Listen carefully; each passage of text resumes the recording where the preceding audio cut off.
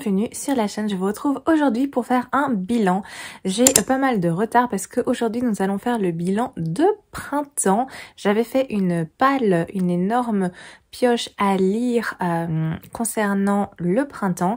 J'ai lu plusieurs des livres de cette palle et je me rends compte que voilà, on est en automne et j'ai toujours pas fait le bilan du printemps, été non plus. Ça viendra prochainement parce que là je suis encore dans la lecture d'un des livres qui faisait partie de cette palle. Donc je voudrais d'abord le terminer pour ensuite pouvoir vous en parler. Mais du coup, aujourd'hui on se retrouve pour le bilan de la palle du printemps. Je me suis munie de mon petit cahier, j'avais donc noté toute cette palle et ça constituait en tout 63 livres. Donc au niveau des chiffres, c'était une palle composée de 63 livres et sur ces 63, j'en ai lu 26. Parmi tous ces livres, il y a eu évidemment des bonnes lectures, des très bonnes, des coups de cœur et des moins bonnes. Donc on va passer tout cela en revue et je vais commencer avec... du moins bon au meilleur, donc commençons avec les flops. Il y a d'abord eu le chant des sirènes. Je vous remets le petit visuel à chaque fois ici sur le côté parce que il y a certains livres que je n'ai plus tout simplement et d'autres qui sont rangés dans ma bibliothèque, mais j'avoue que j'ai eu un petit peu la flemme à aller tous les chercher, donc je vous remets la petite image ici sur le côté. Donc premier flop, c'est le chant des sirènes, une lecture que je n'ai pas appréciée, que j'ai trouvé beaucoup trop young adulte, que j'ai trouvé un peu trop superficielle. On est dans un bilan lecture, donc je vais pas vous faire non plus un point lecture, étant donné que ça a déjà été fait dans les vidéos précédentes, les vidéos du dimanche. Là, je vous fais des points hebdomadaires sur les lectures que j'ai lu, donc je vais pas faire doublon ici. Là, c'est simplement pour faire un petit bilan. Mais du coup, sachez que le chant des sorcières ne m'a pas plu du tout. J'ai pas apprécié l'atmosphère. C'était beaucoup trop young adulte. Il y avait des choses qui, à mon sens, étaient aberrantes. J'ai pas compris les réactions des personnages. Pourtant, la thématique me plaisait beaucoup, étant donné qu'on se trouvait dans un huis clos sur un bateau au milieu de l'océan, qu'il était question effectivement de créatures surnaturelles, à savoir des sirènes, mais malheureusement, ce ne l'a pas fait avec moi. Second flop, c'est Hadès et Perséphone, le premier tome de Scarlett Sinclair. Je l'ai lu en poche aux éditions Hugo et cela ne l'a pas fait non plus. Après, je prenais des risques parce que je m'étais lancée dans cette lecture en me disant que ça pouvait passer malgré le fait que ce soit clairement de la romance. Et moi, comme vous le savez ou vous commencez à le savoir, la romance c'est clairement pas ma tasse de thé, en tout cas pas en élément central de l'histoire. Et j'avais envie d'un petit peu sortir de ma zone de confort. C'est pour ça que je me suis mis cette lecture et ça ne l'a pas fait du tout. Je pensais que ça pouvait éventuellement passé étant donné qu'il était question de mythologie et que la mythologie c'est une thématique que j'adore, mais malheureusement cela ne m'a pas convaincue. Il y avait énormément de clichés, j'ai trouvé que le récit était beaucoup trop long, j'avoue que je me suis un petit peu ennuyée au cours de cette lecture. Je n'ai pas apprécié le personnage de Perséphone, je trouvais aussi que le physique d'Hadès était beaucoup trop mis en avant et beaucoup trop régulièrement, c'était en continu quasiment à toutes les pages. Quand il était question de lui, on nous rabâchait sur son physique de rêve et moi ça m'a saoulée. Donc voilà, c'était pas une lecture pour moi malheureusement, mais au moins j'ai tenté. Autre flop, c'est les Chroniques de Sainte Marie, le second tome. C'est fait par Jody Taylor et c'est aux éditions Hervé Chopin. Alors c'est une série à laquelle je donnais une seconde chance parce que j'avais lu il y a un petit moment le premier tome qui m'avait plu dans son ensemble, mais il y avait quand même pas mal de faiblesses et de choses qui m'avaient dérangé au niveau de l'écriture et au niveau de l'histoire en elle-même, mais je trouvais que la thématique était vraiment super chouette, originale. En fait, on suit un groupe d'historiens qui travaillent à Sainte-Marie et en fait ces historiens ont la particularité de voyager dans le temps. Donc le premier tome se passait durant la préhistoire et ici j'avais le second tome dans ma palle et je m'étais dit que j'allais quand même essayer et retenter le coup avec cette saga parce que ici il était question de plonger à l'époque de Jack l'Éventreur et je me suis dit que ça pouvait être super chouette. Oui, c'est bizarre dit comme ça, mais Au niveau de la thématique, ça me parlait et finalement, il est question de cela peut-être 20 pages au début et après, on part dans complètement autre chose et il est plus du tout question de cette période et de Jack l'Éventreur. Donc, j'ai été super déçue. De nouveau, je m'attendais à quelque chose et ce n'est pas ce qui s'est passé. On s'est dirigé vers tout à fait autre chose, vers des soucis en interne au niveau de Sainte-Marie et de ce centre de recherche. Bref, ça m'a pas convaincue à nouveau, donc je pense que je vais clairement abandonner cette série ici. Malheureusement, ça ne fonctionne pas avec moi malgré toutes les choses agréables et sympathiques qui m'ont fait un petit peu poursuivre et tenter avec le second tome, même si cette thématique voilà du voyage dans le temps m'intéresse énormément, mais voilà, deuxième flop malheureusement avec cette série. Et dernier flop pour ce printemps, il y en a quand même eu pas mal, c'est Les derniers jours de Cléopâtre de Terence Moix et c'est à nouveau aux éditions Hervé Chopin. Décidément pas de chance. C'est un livre qui me tentait énormément. En plus, il est magnifique avec un jaspage noir comme ça sur la tranche. Il est vraiment très très beau. Je pensais que j'allais adorer étant donné qu'il était question évidemment de Cléopâtre, de son histoire aussi avec Marc-Antoine et cette période un petit peu tendue à tous les niveaux. Et en fait, j'ai abandonné. Je ne suis pas arrivée au bout de cette lecture. J'ai péniblement atteint la moitié, si je me rappelle bien, ou à peine la moitié. C'est possible que je ne sois arrêtée même avant la moitié du livre, parce que je n'accrochais pas, parce que c'était fastidieux, parce que c'était même compliqué. Franchement, c'était pas une lecture agréable. On avait une Cléopâtre qui était pleurnicheuse, qui était une loque en fait. Clairement, suite à sa déception amoureuse, elle était vraiment très très peu combative, elle pleure tout le temps, elle se plaint tout le temps. Marc-Antoine, pareil, on a passé un petit peu de moments avec ce personnage aussi, qui lui aussi apparaît comme un personnage au final pleurnicheur, et moi c'était trop. Voilà, trop de larmes tue les larmes. J'ai eu deux personnages qui étaient vraiment pleurnicheurs, il n'y a pas d'autres mots, et moi ça m'a pas plu. Ça m'a pas convenu du tout. Il y a des enjeux beaucoup plus importants que s'attacher aux peines de cœur de ces deux personnages. Alors oui, évidemment, on peut en parler, on peut discuter là-dessus, mais ça ne peut pas prendre la moitié d'un livre. Il y a un moment donné, il faut rebondir. Ces personnages ont fait des choses incroyables, ont eu une importance énorme dans l'histoire, et il y a d'autres choses dont il est question les concernant, et il y a des choses bien plus intéressantes, je pense, à dire les concernant. Donc moi, personnellement, voilà, j'ai pas pu terminer. Je suis très déçue parce que j'avais très envie d'aimer cette histoire, mais malheureusement voilà, ça ne l'a pas fait du tout. Alors maintenant je vais passer aux lectures globalement bonnes, mais sans plus non plus, pas incroyable, mais lecture agréable. Voilà, lecture agréable. Eh bien la première c'est Anna Caritas, le premier tome que j'ai découvert. C'est une petite série où il est question d'un collège assez prestigieux qui s'appelle Anna Caritas. On va suivre un groupe d'étudiants, un groupe d'amis, et il va être question de séances de spiritisme qui va mal tourner bien entendu. Donc voilà un petit peu le petit résumé. C'était une lecture sympa.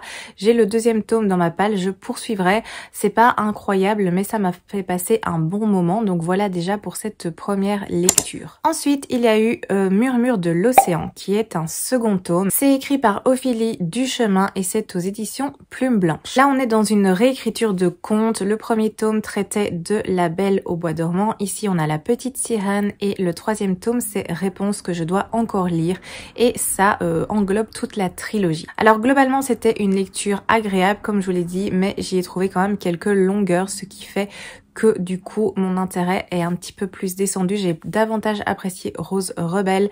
Ici, je pense que c'est ces longueurs qui ont un petit peu cassé le rythme de ma lecture et qui fait qu'elle se retrouve dans la catégorie bonne mais sans plus. Il y a également Foxglove de Adaline Grace aux éditions de Saxus. Second tome aussi, j'avais adoré Belladonna, qui était une très très chouette lecture. J'avais adoré l'atmosphère un petit peu gothique. L'histoire se passe dans un château où il est question de meurtre, d'empoisonnement, de la mort qui est omniprésente, d'un personnage qui toute sa vie a été accompagné par la mort, qui est une orpheline. C'était une ambiance super sympa et dans ce second tome, on retrouve cette ambiance super sympa, mais là où ça pêche, c'est au niveau de la romance. Il y a déjà une romance qui pointe le bout de son nez dans le premier tome, mais elle n'est pas aussi présente parce que justement dans le premier tome, on va suivre cette jeune fille qui arrive dans un manoir, qui retrouve des personnes de sa famille. Elle va mener une enquête parce qu'apparemment il y a des empoisonnements inexpliqués, donc on part sur une enquête un petit peu surnaturelle avec la présence de la mort qui est omniprésente et on voit venir une petite romance, mais ça reste en retrait. Ici, la romance prenait vraiment le pas sur tout le reste et du coup, ça m'a un petit peu moins plu. Toujours dans cette catégorie, il y a l'encyclopédie féerique d'Emily Wilde. C'est fait par Heather Fawcett, c'est un premier tome, c'est aux éditions Sabran. Agréable lecture dans son ensemble, mais c'est vrai que je m'attendais, je pense, à autre chose. Ici, on est dans un univers très cosy, c'est une lecture très cosy, qui va parler de folklore, qui va parler de mystère, qui va parler de créatures féeriques et de magie. Donc les thématiques sympas qui m'intéressent de base. Après, je m'attendais à quelque chose davantage travaillé parce que on reste dans quelque chose d'assez linéaire et simple au niveau de l'intrigue et je pense que je m'attendais à autre chose. Donc je pense que c'est tout à fait de ma faute si je savais à la base que ça allait être vraiment très cosy, très cool, très calme, très confortable. J'aurais eu une autre approche. Ici, je m'attendais à autre chose avec des rebondissements.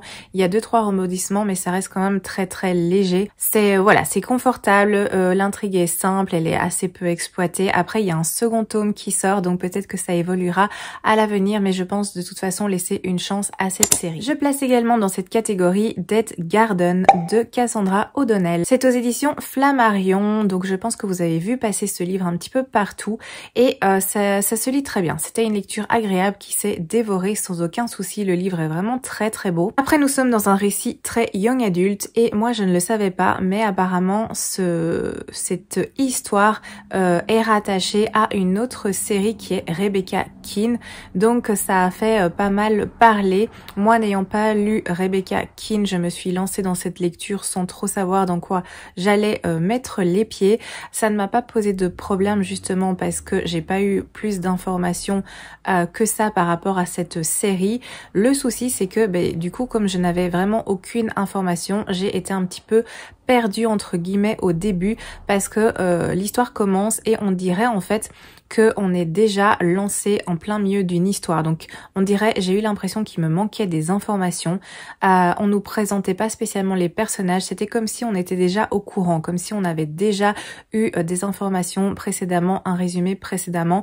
Et si c'est lié avec cette série de Rebecca Keane, je comprends l'idée effectivement de pas répéter les choses pour pas que ce soit trop lourd pour les personnes qui sont déjà informées, mais moi n'étant pas du tout familière avec ce récit, avec cet univers, j'ai parfois eu un petit peu de mal à bien situer les choses. Donc il y a eu cette période d'adaptation. Après, ça a été très agréable comme lecture, c'est pas exigeant, c'est une plume qui est fluide, qui est agréable. Je sais pas s'il y aura une suite, j'ai bien aimé l'univers, ça parle de sorcières, ça parle de magie, ça parle de vampires, plein de créatures surnaturelles, des complots, des intrigues, des trahisons, donc sympa dans son ensemble, mais pas incroyable non plus. Et dernier livre dans cette catégorie, c'est un Agatha Raisin, le 6e tome, Vacances touristes, bon baiser de Chypre. C'est écrit par MC Beaton toujours et c'est aux éditions Albin Michel. Les petits Agatha Raisin dont je vous parle régulièrement, donc je vais pas vous faire un topo ici, mais de toute façon ces livres-là, ça reste dans cette catégorie bonne lecture dans son ensemble, agréable, et en plus je me rappelle que celui-ci, le 6e tome, m'avait un petit peu déplu, donc je vais pas épiloguer davantage. C'est peut-être un que j'ai le moins aimé jusqu'à présent, mais après ça va mieux. Là je suis au 14e je pense. Bref, voilà le dernier de cette catégorie. Je vais passer aux très bonnes lectures à présent, donc on monte encore d'un petit palier. Parmi celles-là, on a Meurtre et Cheesecake aux cerises, les enquêtes d'Anna Swenson, c'est édité au Cherche Midi. C'est le 7e tome de cette série et j'ai beaucoup apprécié. C'est une saga de Cozy Mystery dont je vous ai déjà parlé parce qu'elle fait partie de mon classement de mes 5 mon top 5 des lectures de Cozy Mystery, donc je vais pas vous en parler ici, mais voilà, très très chouette lecture avec ses petites faiblesses, mais moi j'aime beaucoup cet univers, donc ça passe. Dans cette catégorie, il y a également les épreuves de la Reine Soleil aux éditions Michel Lafon et c'est écrit par Nisha J. Tully. Un premier tome de série, je sais plus combien il y en aura, mais j'avais bien apprécié cette lecture, c'était très très sympa.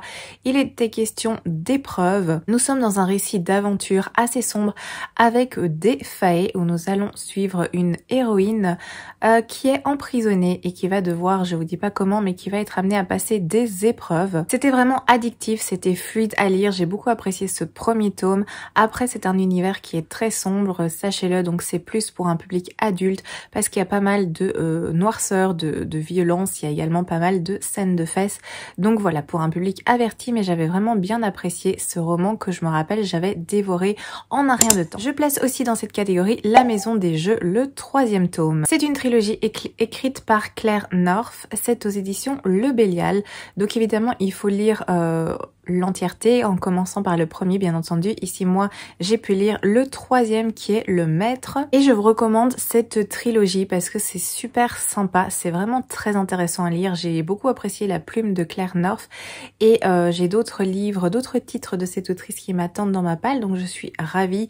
Ici c'est des petits livres qui sont super courts aussi, ils font 250 pages je crois, quelque chose comme ça, donc ça se lit bien, c'est très bien fait, c'est très intéressant, donc très bon moment passé avec cette lecture. Je passe ensuite à Porcelaine sous les ruines de Ada Vivalda, c'est aux éditions Olympe, vous l'avez vu passer je pense un petit peu partout, très très bonne lecture également, même s'il s'agit ici de plutôt une romantaisie. La romance est fort présente, c'est ça aussi qui m'a un petit peu surpris et je vous l'avais dit je pense dans mon point lecture que c'est vraiment grâce à la plume de cette autrice que j'aime vraiment beaucoup, qui a écrit aussi Du thé pour des fantômes que j'avais beaucoup aimé, que c'est passé parce que j'apprécie énormément sa façon d'écrire, sa façon de raconter des histoires, parce que ici la romance est vraiment très présente, c'est l'élément principal de cette histoire et du coup je pense que si ça avait été une autre personne qui avait écrit ce livre, peut-être que j'aurais moins apprécié, mais ici ça l'a fait en tout cas, ça fait partie de mes très bonnes lectures du printemps. J'ai également beaucoup aimé L'Engrange Temps, le 1er tome, c'est aux éditions Hachette et c'est écrit par Nell Pfeffer. Il y a un second tome qui est sorti maintenant, qui est d'ailleurs dans ma palle de l'automne, vous l'avez sans doute vu, je l'ai présenté dans ma vidéo palle d'automne. C'est une duologie, donc il faudrait que je le lise pour terminer parce que j'avais vraiment bien apprécié ce premier tome, c'était très sympa. On avait un univers qui était intriguant, qui était intéressant, une plume très fluide, des personnages sympathiques, surtout l'héroïne bien entendu. Il est question de magie, il est question de sorcellerie, il est question aussi de temporalité. Bref, c'était une très chouette lecture et j'aimerais vraiment lire le tome 2 durant cet automne. Autre très bonne lecture, c'est Les Trônes Trahis aux éditions Stardust, écrit par Nesrine Amari. C'était une très chouette découverte, ça m'a vraiment beaucoup plu. Très bonne lecture, assez fluide pour un public plutôt young adulte mais bien construit, intéressant, structuré. Alors ça aurait pu être davantage exploité je pense parce que le potentiel était là, mais c'était bien fait étant donné que ça s'adressait à un public plutôt young adulte, c'est compréhensible. Mais voilà, très chouette lecture que je peux vous recommander. En plus il est sorti en poche et il me semble l'avoir vu passer, donc peut-être plus accessible maintenant. C'est une histoire où il est question de pouvoir, d'intrigue de cour, de trahison, de secret, de complot, avec une héroïne qui a un pouvoir assez particulier qui peut donner la mort grâce à un baiser. Donc ça c'est un petit peu là le résumé et les éléments principaux. Donc voilà, très bonne lecture pour moi. Et dernière lecture qui rejoint cette catégorie, c'est Le Manoir de Castlecats, le 1er tome. C'est aux éditions Scrinéo. C'est écrit par Alain Puisségur. Le second tome est sorti, j'ai un peu de retard sur cette saga, mais j'avais apprécié cette première lecture où on va suivre des chats dans un univers magique. On est dans une ambiance du coup Dark Academia, sympa, avec des petits personnages attachants, avec une menace qui gronde et avec pas mal d'action. C'était très plaisant, j'ai bien apprécié, très sympathique lecture. Après au début c'est assez assez lent au niveau du rythme. Il y a un petit souci, c'est très lent au début et puis ça s'accélère par la suite, et à la fin il y a vraiment des rebondissements inattendus et une intrigue qui se met en place et du coup qui moi m'a donné envie de lire la suite, même si ce n'est pas encore fait à l'heure actuelle, mais ça m'a donné envie. Donc voilà, très sympathique lecture. Je vais passer à la catégorie encore un poil au-dessus, c'est-à-dire les excellentes lectures. Et il y en a eu pas mal. Donc la première de ces lectures, c'est Délivrez-nous du bien de Joan Samson aux éditions Monsieur Toussaint Louverture. J'ai adoré. Ici, on est dans un roman noir, je dirais. C'était très intéressant, c'était superbement bien fait. On va suivre un couple de fermiers qui travaille de sa terre, qui vit dans un petit village assez simple où tout le monde se connaît, et il va y avoir un grand chamboulement à l'arrivée d'une personne, et du coup on va partir dans ce genre de récit avec la notion de terroir qui est très importante. Et j'ai adoré, c'était très bien fait, une lecture surprenante, intéressante, donc voilà, super. J'ai également placé dans les excellentes lectures La ville de Braise et de Croc, c'est aux éditions Scrinéo, et c'est écrit par Roberto Sanquier. Sans doute que je prononce pas comme il faut, mais mille excuses. Et j'ai beaucoup apprécié cette lecture. C'est un genre steampunk. Il s'agit d'une enquête, une enquête avec de la magie. On va suivre un duo de personnages, un duo d'enquêteurs. On est dans un univers où certains personnages ont des pouvoirs, ce sont des orgueilleux, et leur est rattaché un familier. Donc ils ont un animal qui leur est lié d'une façon très forte, et on va suivre justement une femme et un homme qui sont tous les deux des orgueilleux et qui mènent une enquête parce qu'apparemment il y a des enfants qui disparaissent. On est à Paris et il faut retrouver la personne évidemment qui oui, je vous ai dit qui enlève, mais qui également assassine des enfants. Donc la situation est un petit peu tendue. Il y a pas mal de tensions aussi entre les orgueilleux et les personnes qui ne le sont pas. Et on part dans un genre d'aventure, enquête, magique. C'était très sympa, très chouette découverte. Je vous recommande parce que j'ai vraiment beaucoup apprécié cette lecture. J'ai également lu et beaucoup aimé Un animal sauvage de Joël Dicker aux éditions Rosie Wolf. Une fois n'est pas coutume, moi de toute façon j'adore jusqu'à présent tous les livres de cet auteur, donc j'avais beaucoup de hâte à lire celui-ci et je me suis ruée dessus dès qu'il est sorti et j'ai beaucoup apprécié. Je vous recommande grandement.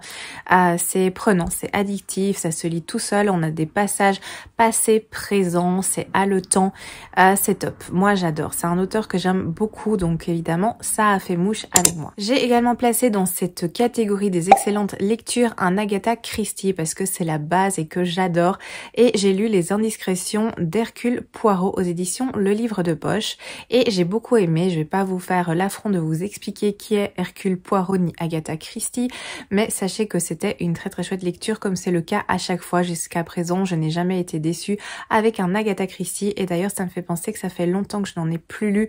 Je n'en ai pas lu en été me semble-t-il, et ici je pense que il serait temps que je me case un petit Agatha Christie en plus dans mes lectures de l'automne. Également mis dans cette catégorie Le secret du mari de Liane Moriarty aux éditions Le Livre de Poche également. J'ai adoré. J'ai lu plusieurs Liane Moriarty et ce titre-là m'a vraiment énormément plu. Je trouve que c'est fait de main de maître. On est dans un thriller domestique où il va être question de secrets, de plein de choses cachées qui nous sont tout doucement amenées. C'était top. J'ai adoré cette lecture. J'en ai lu quelques-uns maintenant de Liane Moriarty, j'en ai encore d'autres et celui-ci c'est quand même un de mes préférés. J'apprécie toujours Petit secret, grand mensonge. J'arrive jamais avec ce titre, j'espère que je l'ai bien dit. Je vérifierai, je vous le mettrai ici en dessous si besoin. Mais celui-ci aussi m'a énormément plu. Ouais, c'était vraiment top. Je vous recommande celui-là et aussi Petit secret, grand mensonge, si c'est bien le bon titre. Toujours dans cette catégorie, c'est Les détectives du Yorkshire, bien entendu. De nouveau, une de mes séries Cozy Mystery préférées. J'ai lu le 5e tome, à savoir Rendez-vous avec la menace. C'est écrit par Julia Chapman et c'est aux éditions de La Bête Noire, donc Robert Laffont. Et j'adore cette saga. Je ne vais pas vous parler de ce 5e tome déjà de 1 parce que je l'ai déjà fait et de 2 parce que le lieu n'est pas prévu pour ici. aussi. Mais évidemment, j'ai adoré cette lecture. Les choses s'enchaînent. Il y a vraiment beaucoup de choses qui se passent dans ce 5e tome. Donc, vraiment excellente lecture. Il reste encore 2 lectures dans cette catégorie. Donc, autre excellente lecture, c'est Les monstres de papier. Cette série dont le premier tome s'intitule Les cités rebelles, c'est édité chez Lumen. C'est écrit par Anne Seiley. Sans doute que je prononce pas bien, désolée. Et c'était une très chouette découverte. J'ai beaucoup apprécié cette lecture. Donc là, de nouveau, on est plutôt pour un public jeunesse, young adulte, mais j'ai adoré. Il est question de monstres de papier. Donc les origamis sont la thématique de ce sujet, évidemment beaucoup plus travaillé. Et j'ai adoré cet univers, j'ai adoré les personnages. J'ai beaucoup apprécié l'intrigue et l'atmosphère de ce roman. J'ai le second tome dans ma palle que je voulais lire en été, mais j'ai pas eu l'occasion de le faire, donc il faudrait que je le sorte parce que c'était vraiment très chouette. Et la dernière excellente lecture, c'est Le Royaume de Pierre d'Angle, le premier tome aux éditions Rouergue, écrit par Pascal Quiviguier. Je vous en ai parlé encore tout récemment parce que je suis occupée à dégommer cette série. J'ai terminé le tome 3, à l'heure où je vous parle, c'est terminé. Je vais vous faire un point lecture pour dimanche, le dimanche qui vient. Oh, sinon, je vous ai déjà parlé du premier et du second tome. Je suis en train de taquer le 4e tome, j'ai un petit peu commencé et c'est génial. J'adore cette série, elle est vraiment top, elle est prenante, elle est addictive, il se passe plein de choses. Donc voilà, de nouveau, excellente saga. C'est en excellente lecture parce que je n'ai pas clôturé la série. Donc à voir si, une fois que le 4e tome sera fini, cette excellente lecture se transformera en coup de cœur. On ne sait pas, on verra. Et dernière catégorie, c'est maintenant les coups de cœur. Et il y en a eu un seul pour ce printemps, ce qui est déjà très bien aussi parce que on n'aboutit pas toujours à un coup de cœur et les excellentes lectures sont à un poil du coup de cœur. Il manquerait vraiment un petit quelque chose, mais moi, excellente lecture, ça me convient déjà. Mais le coup de cœur de cette saison, c'est La sorcière de Limbrick de Suzanne Smith. Je l'ai lu chez Pocket, mais il est également disponible en grand format. Je pense que c'est chez Charleston, je sais plus. Mais du coup, j'ai adoré cette lecture. Coup de cœur, comme je vous l'ai dit, c'était incroyable. On va suivre une femme. Il va être question de sorcellerie, d'accusation de sorcellerie et on va suivre son parcours. On est dans un roman du coup qui est historique, qui est super intéressant, qui est intelligent, qui est bien fait, qui est bien mené, qui est bien travaillé. J'ai adoré suivre cette femme qu'on va suivre, qui sera donc accusée de sorcellerie et on va suivre du coup toute cette évolution et c'était parfaitement maîtrisé. J'ai adoré cette lecture, je l'ai dévoré. C'est un livre qui est pas super épais mais il ne manque rien et franchement, je vous recommande, je peux que vous recommander. Je vous ai fait un point lecture, n'hésitez pas à aller le voir. C'était dans un point lecture qui se déroule au printemps du coup. Ça date un petit peu, mais franchement, c'était une lecture incroyable. Et voilà, on y est, nous avons fait le point, ce bilan du printemps, légèrement en retard, mais j'espère que vous ne m'en tiendrez pas rigueur. Donc voilà, je vais bientôt, prochainement, vous faire celui de l'été, comme je vous ai dit au début de la vidéo. Je termine juste ma lecture de l'été qui me reste et qui traîne un petit peu, et puis je vous prépare ça. Donc voilà, n'hésitez pas à me dire ce que vous pensez de ce bilan, je suis assez contente. Donc c'est vrai qu'au niveau des chiffres, j'en ai lu 26 sur 63, c'est pas non plus énorme. J'ai pas sorti la moitié, mais de nouveau, je me mets pas de pression parce que ces pales que je prépare, c'est justement pour me faciliter un petit peu la vie et évidemment lire le plus possible de ces pales que je me prépare. Mais il y a toujours des nouveautés qui arrivent, il y a des envies qui surgissent, il y a les livres que j'emprunte à la bibliothèque également. Donc voilà, je ne me conditionne pas, je m'oblige pas à lire uniquement les livres de cette pale. Si c'était le cas, je pense du coup que j'aurais davantage de livres qui seraient lus. Mais ici, je me laisse toute liberté et ça me va très bien comme ça. Donc, je vais vous laisser ici. Je vous remercie de votre présence, de votre soutien. N'hésitez pas, comme d'habitude, à me laisser des petits commentaires, à mettre un petit like. Ça me fait toujours très plaisir d'échanger avec vous, de discuter avec vous.